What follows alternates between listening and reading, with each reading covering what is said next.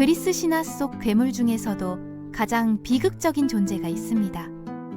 그녀를 마주한 자는 누구나 돌이 되어버렸고 수많은 영웅들이 그녀를 처치하려 했지만 모두 실패했죠. 그녀의 이름은 메두사. 뱀 머리를 가진 끔찍한 괴물로 알려진 존재입니다.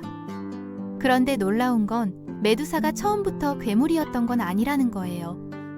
메두사는 한때 그리스에서 가장 아름다운 여성 중 한 명이었습니다. 그녀가 어떻게 그 끔찍한 괴물이 되었는지, 그 이야기 속에는 신들의 잔혹함과 한 여성의 비극이 숨어 있죠. 오늘은 우리가 알고 있던 메두사의 이야기와는 전혀 다른 진짜 메두사에 대한 이야기입니다. 메두사는 원시 바다신 포르키스와 케토 사이에서 태어났어요. 그녀에게는 스테노와 에우리알레라는 두 자매가 있었는데 이 둘은 태어날 때부터 고르곤이었습니다. 여성과 뱀의 특성을 결합한 생물이었죠. 하지만 메두사만은 달랐어요. 그녀는 평범한 인간의 모습으로 태어났거든요. 어린 메두사는 여신 아테나를 숭배했습니다. 자매들과 놀 때도 항상 아테나 역할을 맡았고 언젠가 아테나의 여사제가 되는 게 꿈이었죠. 그녀에게는 이피클레스라는 소년 친구도 있었어요. 둘은 항상 함께 다니는 단짝이었습니다. 메두사는 성장하면서 날이 갈수록 아름다워졌어요. 그녀의 매력은 사랑의 신 에로스의 관심을 끌었고 이피클레스는 점점 메두사에게 깊은 감정을 품게 됐죠. 하지만 메두사는 이미 마음을 정한 상태였습니다. 바로 아테나의 여사제가 되는 것이었거든요. 적절한 나이가 되자 메두사는 아테나 신전의 견습 여사제가 됐습니다. 아테나의 여사제가 되려면 엄격한 조건들을 충족해야 했어요. 깨끗한 행동, 철저한 규율, 그리고 가장 중요한 것은 순결이었죠. 아테나 자신이 처녀 여신이었기 때문에 그녀의 여사제들도 똑같아야 했던 거예요. 메두사는 완벽한 여사제였습니다. 아니, 어쩌면 너무 완벽했을지도 몰라요. 그녀가 집전하는 의식에는 점점 더 많은 사람들이 몰려들었거든요. 사람들은 아름다운 여사제가 우아하게 움직이는 모습에 매료됐죠. 특히 메두사의 머리카락은 그녀의 움직임에 따라 아름답게 흩날렸고 그걸 보는 사람들은 넋을 잃었습니다. 어느 날 한 남자가 감히 이런 말을 했어요. 메두사의 머리카락이 아테나의 머리카락보다 더 아름답다고요. 이 말은 곧 올림푸스 산 꼭대기까지 전해졌습니다. 아테나는 자신의 신전에서 벌어지는 소란을 눈치챘어요. 사람들이 자신을 숭배하러 온 게 아니라 메두사를 보러 온다는 걸 깨달았죠. 여신은 화가 났지만 메두사를 직접 처벌하지는 않았습니다. 결국 그녀는 최선을 다해 일했을 뿐이니까요. 한편 올림푸스 산에서는 포세이돈이 아테나의 불편함을 알아차렸습니다. 바다의 신과 지혜의 여신은 오랜 라이벌 관계였거든요. 과거에 아티카 지역의 수호신 자리를 놓고 다툰 적이 있었는데 그때 아테나가 승리하면서 도시 이름이 아테네가 됐죠. 포세이돈은 이 패배를 절대 잊지 않았어요. 포세이돈은 복수의 기회를 노리고 있었습니다. 그리고 메두사가 바로 그 기회였죠. 아테나가 가장 아끼는 여사제를 타락시킨다면 여신의 명예에 치명적인 타격을 줄 수 있을 테니까요. 어느 날 메두사가 바닷가를 거닐고 있었어요. 파도 소리를 들으며 평화로운 시간을 보내고 있었죠. 그때 누군가 그녀의 이름을 부르는 소리가 들렸습니다. 바다에서요. 포세이돈이 바다에서 모습을 드러냈습니다. 신은 자신의 모든 매력을 동원해 메두사를 유혹했어요. 하지만 메두사는 단호했습니다. 아무리 올림푸스의 신이라도 자신의 서약을 깨뜨릴 수는 없었거든요. 그녀는 포세이돈의 구애를 거절했습니다. 포세이돈은 거절을 받아들이지 않았어요. 그는 메두사의 팔을 붙잡았죠. 메두사는 격렬히 저항하며 신의 얼굴을 때렸습니다. 놀랍게도 그녀는 신을 밀어내는데 성공했어요. 메두사는 유일하게 안전하다고 느꼈던 곳으로 달려갔습니다. 바로 아테나의 신전이었죠. 하지만 포세이돈은 집요했습니다. 그는 메두사를 쫓아 신전까지 들어왔어요. 이피클레스가 친구를 지키려고 앞을 막아섰지만 신의 힘 앞에서는 아무것도 아니었죠. 포세이돈은 그를 한 방에 날려버렸습니다. 메두사는 여신의 동상 앞에 무릎을 꿇고 보호를 간청했어요. 하지만 아테나는 나타나지 않았습니다. 포세이돈은 여신의 제단 바로 앞에서 메두사를 강제로 짓밟았죠. 신은 만족스럽게 신전을 떠났어요. 그의 복수는 계획보다 훨씬 더 성공적이었거든요. 아테나의 가장 훌륭한 여사제를 타락시켰을 뿐만 아니라 여신이 가장 소중히 여기는 신전까지 더럽혔으니까요. 메두사는 부끄럽고 더러운 느낌에 땅바닥에 쓰러져 있었습니다. 그때 아테나의 동상이 빛나기 시작했어요. 여신이 나타난 거죠. 하지만 여신은 메두사를 위로하지 않았습니다. 오히려 그녀를 맹렬히 비난했어요. 아테나는 말했습니다. 메두사의 허영심이 사람들을 미덕의 길에서 벗어나게 했다고요. 그녀가 아름다움을 자랑하지 않았다면 이런 일은 일어나지 않았을 거라고요. 신전이 더럽혀진 것도 여신의 명예가 훼손된 것도 모두 메두사 때문이라고 했죠. 여신은 메두사를 처벌하기로 결심했습니다. 저주가 시작됐어요.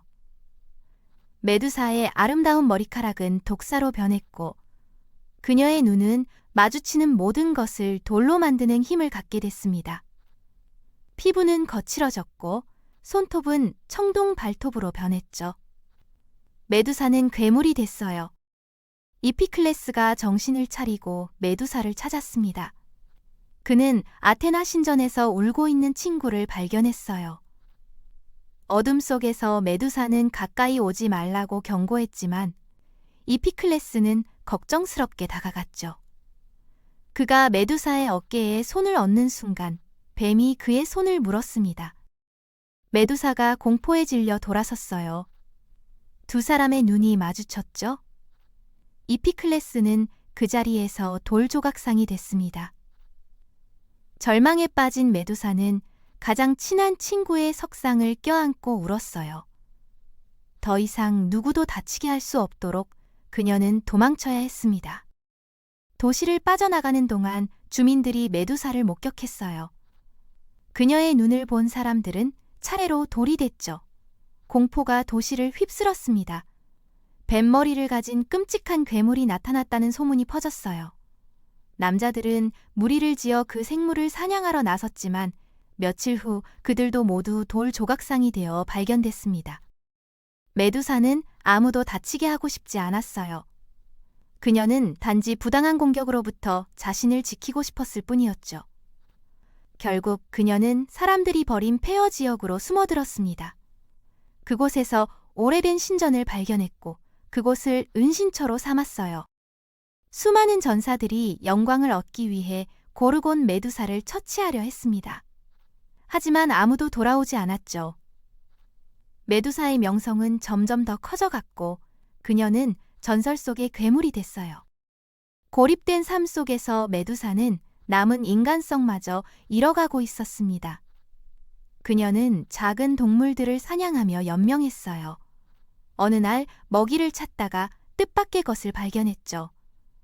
아테나 여신의 오래된 흉상이었습니다. 메두사는 깨달았어요. 이 폐허가 한때 아테나에게 바쳐진 최초의 신전 중 하나였다는 걸요. 이상하게도 오랜 습관이 되살아났습니다. 메두사는 신전을 돌보기 시작했어요. 먼지를 닦고 무너진 곳을 정리하고 여신의 흉상 앞에서 기도했죠. 비참한 삶을 살고 있었지만 그녀는 여전히 한때 꿈꾸던 여사제의 고귀함을 잃지 않았습니다. 올림푸스 산에서 아테나는 이 모든 걸 지켜보고 있었어요. 전 여사제의 행동을 놓치지 않았죠. 메두사가 그 폐허에서 신전을 돌보는 모습을 보며 여신은 무언가를 깨달았습니다. 아무도 볼 수 없는 곳에서도 메두사는 여전히 헌신하고 있었던 거예요. 이건 허영심이 아니었습니다.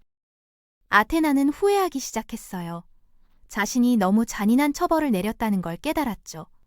메두사는 잘못이 없었는데 포세이돈의 복수에 희생된 것뿐이었으니까요. 그때 또 다른 침입자의 발소리가 들렸습니다. 메두사는 또 한 명의 전사가 온 거라고 생각했어요. 그녀는 매복할 준비를 했죠. 전사는 조심스럽게 걸어왔습니다. 메두사가 가까이 다가갔을 때 그녀는 놀라운 걸 발견했어요. 그 전사가 아테나의 방패를 들고 있었던 거예요. 바로 신성한 아이기스, 한때 제우스가 소유했던 그 방패였습니다. 방패는 거울처럼 광이 났어요. 전사는 반사된 이미지를 이용해 메두사의 위치를 파악했죠. 메두사가 뒤에서 접근하는 순간 전사는 재빠르게 몸을 돌렸습니다. 날카로운 검이 공중을 가르며 메두사의 목을 베었어요. 메두사가 쓰러졌습니다. 그녀의 피가 땅에 떨어졌죠. 그 순간 놀라운 일이 벌어졌어요. 메두사의 피에서 두 존재가 태어났습니다. 하나는 황금검을 든 전사 크리사오르였고 다른 하나는 날개 달린 말 페가수스였죠. 포세이돈의 신성한 씨앗이 그녀 안에 남아 있었던 거예요. 페가수스는 순백의 날개를 펼치며 하늘로 날아올랐습니다. 이 아름다운 생물은 메두사에게서 빼앗긴 모든 순수함을 구현하고 있었어요. 어머니가 잃어버린 순결과 아름다움이 페가수스라는 형태로 태어난 거죠. 메두사를 처치한 전사는 페르세우스라는 이름으로 역사에 기록됐습니다. 그는 아테나에게 방패를 돌려주면서 메두사의 머리도 함께 바쳤어요. 많은 사람들은 아테나가 페르세우스에게 방패를 빌려준 것이 메두사에 대한 또 다른 보복이라고 생각했습니다. 하지만 진실은 달랐어요. 여신은 단지 어린 소녀를 괴물의 저주에서 해방시키고 싶었던 거예요. 부당하게 강요된 끔찍한 운명에서 말이죠. 아테나는 메두사의 머리를 자신의 방패 한가운데에 새겨 넣었습니다.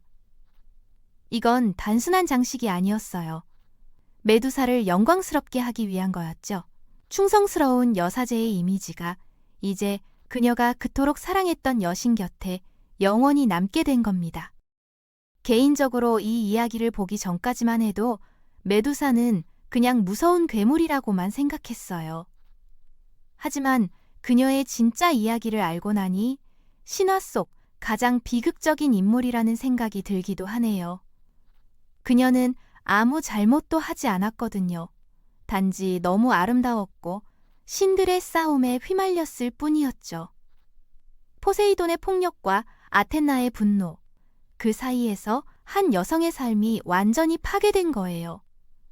어쩌면 메두사의 머리가 아테나의 방패에 새겨진 건 여신이 자신의 잘못을 인정한 유일한 방식이었을지도 몰라요. 적어도 죽음 이후라도 메두사는 자신이 그토록 헌신했던 여신 곁에 머물게 됐으니까요.